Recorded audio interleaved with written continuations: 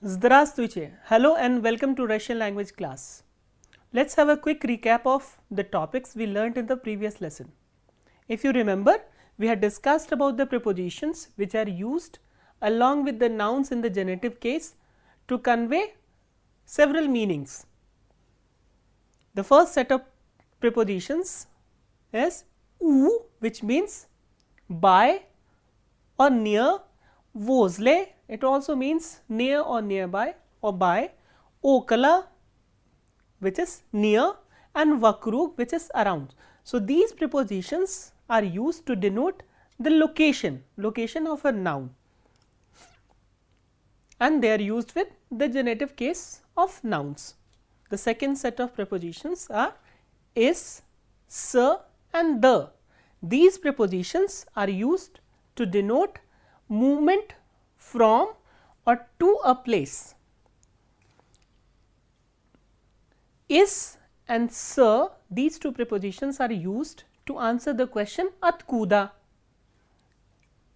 Is corresponds to the preposition v in the prepositional case, and s corresponds to the preposition na.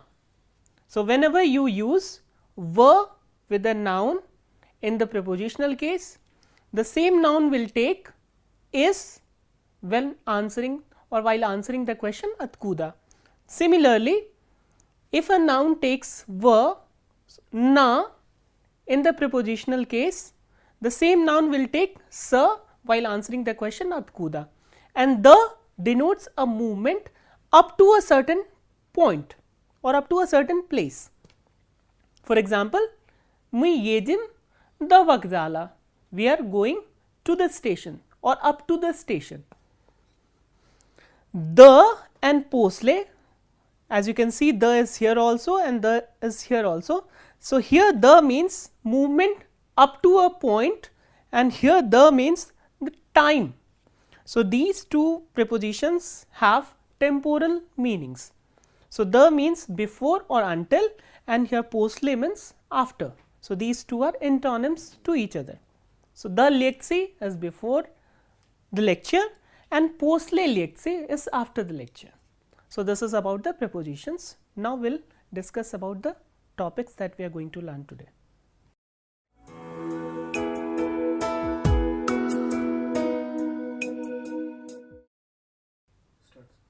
In this lesson, we will discuss about the plural nouns in the genitive case. So, how do plural nouns decline in the genitive case? The declension of plural nouns. So, I have drawn a table here, as you can see, student, which has a hard ending. How do we decline this noun in the genitive case plural? Student, studentov. So, we add o and v at the end to get its genitive plural form. Student, studentov. This was with the hard ending noun, masculine noun. The second one is giroi. Giroi ends with a e kratke. So, what happens when we come across a noun with e kratke ending? We replace e kratke with ye and v. Giroev, giroev. The third noun I have written here is vrach. Vrach ends with a consonant here, but there is a rule that whenever we come across a noun with either ch, sh, sh or zh at the end, we add ye to get its genitive plural form. So, vrach, vrachyei. So, these are the rules that determine the form of the noun in the genitive plural. Apart from these regular nouns, there are certain nouns which have irregular plurals in the nominative, if you remember. For example, drug, which is nominative singular. What is the nominative plural of drug? It is druzia, druzia. And brat, what is the nominative plural? Bratya. So, these two nouns have irregular plural. So, what happens is whenever there is a noun with nominative irregular plural, it will have irregular plural in the genitive case also. So, druzia, druziei, brat, bratia, nominative plural, and bratiev. So, druk, druziei, brat, bratiev. One more important thing here to note is the ending of a noun in the genitive plural also depends stress of the plural nominative case. For example, druk, druzia. So, druzia, ya is stressed, which is the ending. If the ending is stressed, we do not write a soft sign here. So, druk, druzia, druziei. Brat, bratia. So, in bratia, as you can see that bratia, the first syllable is stressed, not the ending. So, if the ending is not stressed, we write soft sign. So, bratiev has the soft sign and then yev, which is the ending. So, this is how we form the genitive plural form of nouns. So, let us look at some of the examples. We have already discussed that with the word skolka we use genitive plural. So, skolka studentov vaše grupe. Skolka studentov vaše grupe. How many students are there in your group? So, whenever we answer this question, we have to use a cardinal number, and while discussing the cardinal numbers in the previous lesson, we have discussed that with the cardinal number 1, we use nominative singular. With the cardinal number 2, 3, 4, we use genitive singular, and with the cardinal number ending in 5 onwards and 0, we use genitive plural. So, if you have to say that there are 15 students in our group, how will you say? В нашей группе 15 студентов. В нашей группе 15 студентов. In our group there are 15 students. So, with 15 we have to use the genitive plural of the noun. So, 15 студентов. Next question. Сколько друзей у вас в Москве? Сколько друзей у вас в Москве? So, how many friends are there, or how many friends do you have in Moscow? So, again either you can use a cardinal number or you can use the words mnoga, mala, neskalka, and with all these words we use the genitive plural. So, в Москве у меня много друзей. В Москве у меня много друзей. So, there are many friends I have in Moscow. So, as you can see, друг, друзей, and student, studentov. So, if a noun ends with a hard consonant, we add of. If a noun ends with e kratke, we replace e kratke with yev. If a noun ends with either ch, sh, and j, we use ye to make its genitive plural. So, now we will look at the feminine nouns and how do we make the genitive plural of feminine nouns.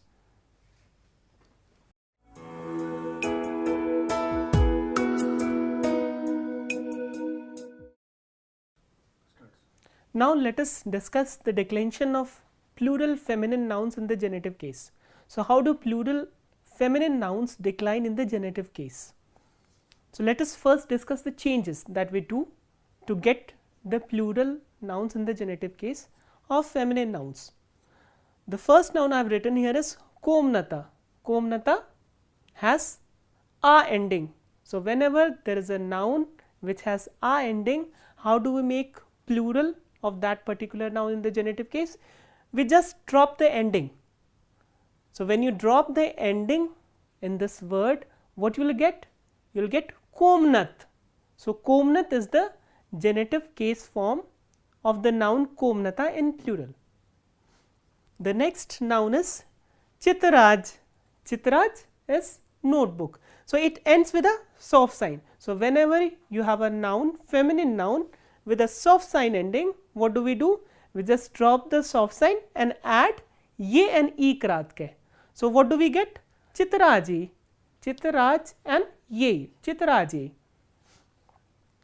The next ending that we are going to discuss is iya ending. For example, auditoria, auditoria, auditorium. So whenever you have a noun, feminine noun with ia ending, what do? We replace ya with e krat ke. So auditoria, auditori with e krat ke. So now there I have written two nouns with a ending, and we have discussed that whenever you come across a noun with a ending, what do? We just drop the ending to get its genitive plural form, like we have got komnat from komnata. But here when you drop the ending a, what do you get? Jevushk. So here there is a consonant cluster at the end after dropping the ending. Here studyantk, again there is a cluster of consonants at the end. So whenever we get a cluster of consonants at the end after dropping the ending, we add ye and o between the last and the penultimate consonant to get its genitive plural. So here in Dzievushka we drop the ending first, and then we add ye between the last, which is k, and the penultimate consonant, which is sh, to get its genitive plural form. So what do we get? Dzievushek, Dzievushek. Similarly here we will add o between the last, which is k, and the penultimate consonant, which is t, to get its genitive plural. So studyantka, genitive plural will be studyantak. So these rules you have to keep in mind while declining the feminine nouns in plural in the genitive case. So let us look at some of the examples. Skolka chitraji lishit na stolye. Skolka chitraji lishit na stolye. How many notebooks are lying on the table? So skolka, after skolka we are supposed to use the genitive plural. That is why chitraj has been chitraji. Dvinatsa chitraji. So there are 12 notebooks lying on the table. और नस्तल्ये लिखित द्विनास्य चित्राजी. The next example is Vyznajcie, сколько студенток на нашем факультете. Vyznajcie, сколько студенток на нашем факультете. Do you know how many girl students are there in our department? So again, after skolka we are supposed to use the genitive plural of the noun. That is why we have used studentak, which is the genitive plural of studentka. Да, я знаю, сколько студенток на нашем факультете. На нашем факультете 25 студенток. So after the cardinal number 25 or 25, we have to use the genitive plural form of the noun. So that is how we have answered. Да, я знаю, сколько студенток на нашем факультете. На нашем факультете 25 студенток. Next example. Вы знаете, сколько аудиторий на этом этаже? Вы знаете, сколько аудиторий на этом этаже? So do you know how many halls are there on this floor? Etаж, you know, this is floor. How many auditoriums or halls are there on this floor? Auditoria, when we decline this noun in the genitive plural, it becomes auditori with ikrat ke ending.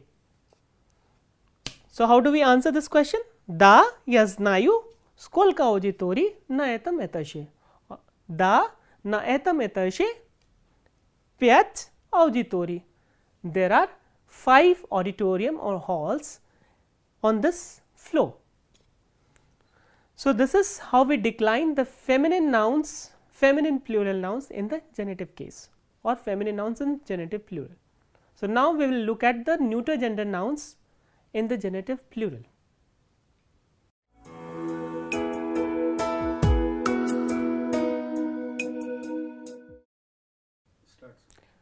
Now we will look at the neuter gender nouns in the genitive plural. So, how do neuter gender nouns decline in the genitive plural? So, let us look at the rules first. The first noun I have written, neuter gender noun, is miesta. What is miesta? Miesta is place. So, how do we decline this noun in the genitive plural? We just drop the ending as we have done with the feminine gender nouns. So, what do we get after dropping this ending? We get miest. So, the genitive plural form of miesta is miest. So, whenever you have a noun with o ending, you have to drop the ending to get its neuter gender noun in genitive plural. The next ending is the soft vowel ye. So, if a neuter gender noun ends with a soft vowel ye, how do we get its genitive plural form? We just add e kratke at the end. So, polye, which means field, polye, polye.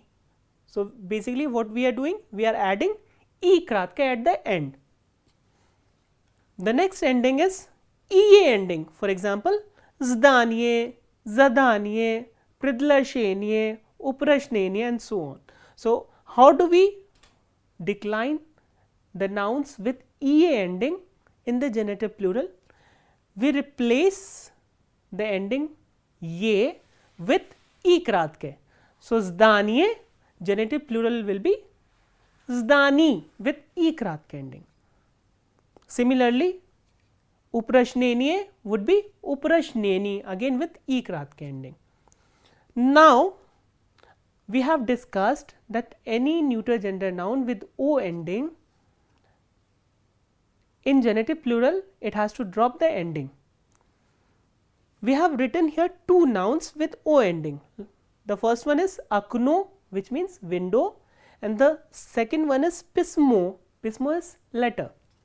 So, when we drop the ending which is o in both these nouns, what do we get? Okn and pism. If you look at it, you will find that again we have a cluster of consonants or consonant cluster at the end. Here also there is a consonant cluster, s and m together, here k and n together. So, in these cases what do? We add o between the last and the penultimate consonant to get its genitive plural form. So, what do we get after adding o between n and k? Okan. So, okan will be the genitive plural form of akno. Similarly, when we add ye between m and s here, what do we get? Pisim. Pisim. In pisim, one more thing you have to do is you have to drop the soft sign. Pisim. So, whenever after dropping the ending, if we get a cluster of consonants, we use either o or ye to get its genitive plural form. So, akno, okan, pismo, pisim. Now, let us look at some examples. Skolka slof vaitam pridlasheni. Slof is the genitive plural form of slova. Slova ends with o, and we have discussed whenever a noun ends with o, how do we form its genitive plural? We drop the ending. So, in slova if you drop the ending which is o, we get slof. Skolka slof vaitam pridlasheni. How many words are there in this sentence? Vaitam pridlasheni, vosim slof. There are 8 words in this sentence. So, after 8 you have to use genitive plural, and after skolka again we have to use genitive plural. So, this is how we decline the nouns in the genitive plural. I hope you must have understood the rules as well as you must have observed their use in the sentences. So, now we will move on to our next topic.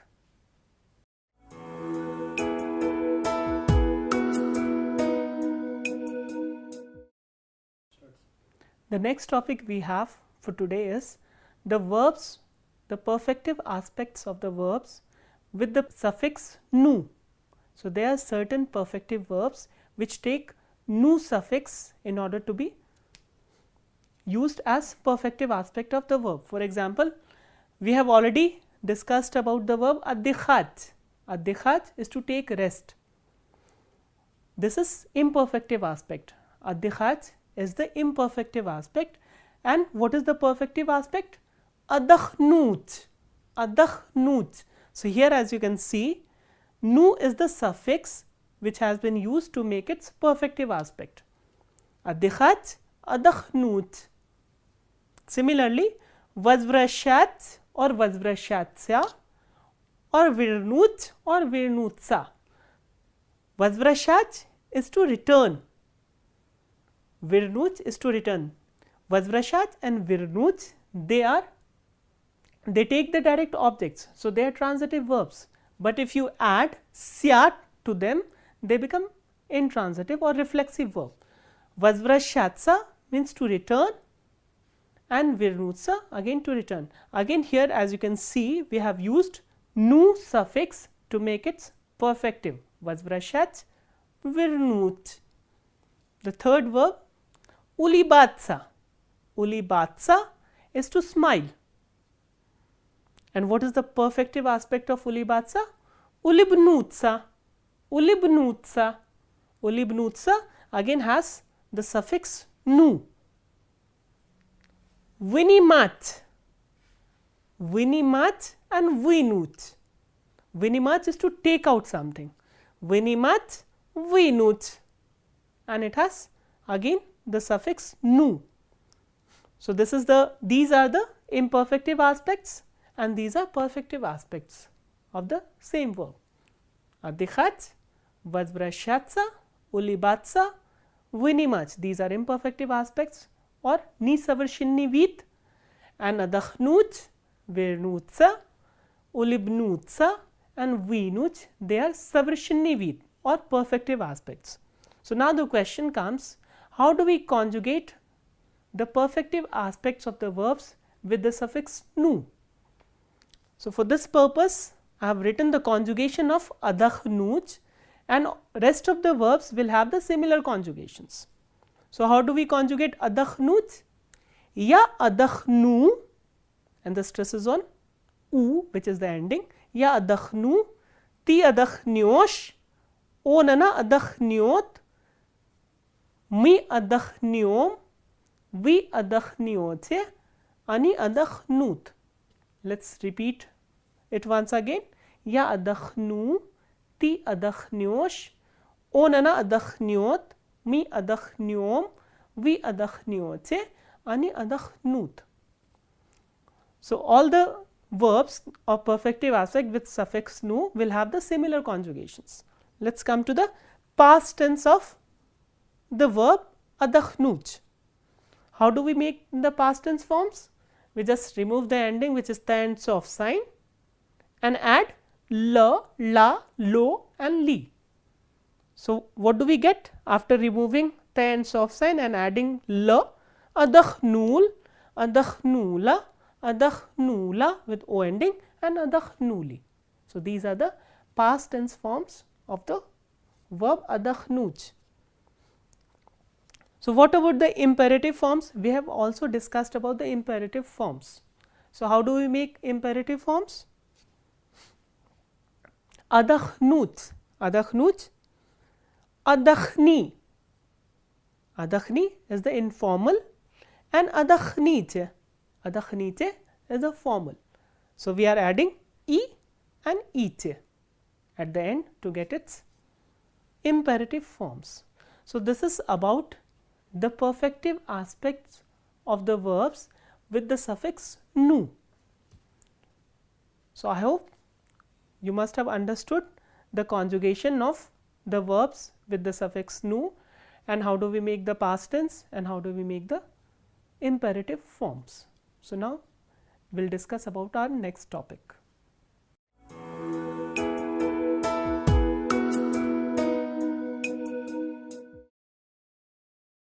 We already know how do we say numbers in Russian from 0 to 100. So, in this lesson we will discuss about the numbers from 200 onwards. How do we say 200, 300, 400 and so on. So, I have written the numbers first and their Russian counterpart. This is 200, 200 in Russian is 200, 200, 300, 300, 300, 400, 400, 400. The stress is on E, 400. 500 is 500, 500, 500. The stress is on O here. 600 is 600, 600. 700 700, 700. 800 800, 800. 900 is 900, 900. And 1000 is 1000, 1000. If you look at the numbers from 500 to 900, you will find this is 5, 6, 7, 8 and 9 plus 100. So, if you know the numbers from 5 to 8 or 9, it becomes very easy to remember about 500 to 800 or 900. 1000 is different, is 1000. Now comes 1 million. So, how do we say million in Russian?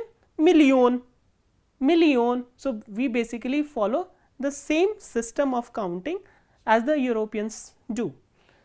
And after million, what comes? Billion. So, how do we say billion in Russian? It has two variants. One is milliard and the other one is billion, milliard or billion. So, now one more important thing, like all the other numbers, if you have to use 1000, million or billion, you have to change their forms. So, if the number ends with 1, we will use the nominative case forms of 1000, million and billion. So, they will remain the same. If the number ends with 2, 3, 4, we will use 1000. So, 1000 becomes 1000, milliona, billiona. If the number ends with 5, 6, 7, 8, 9 and 0, we use 1000, 1000, which is the genitive plural form of 1000. Millionov, again genitive plural form of million, or billionov, the genitive plural of billion. In Russian, we do not say 1 lakh. So, how will you denote or how will you say 1 lakh in Russian? It will be 100,000. How do you say 100,000 in Russian? 100,000. Why 1000? Because if a number ends with 0, we use 1000. So, this is all we have for today's lesson. So, what did we learn today? We learnt the numbers, cardinal numbers, we learned the suffixes nu in the perfective verbs, and we also learnt the plural nouns in the genitive case. So, that is all for today. We will meet in the next class. Till then, spasiba, do svidaniya.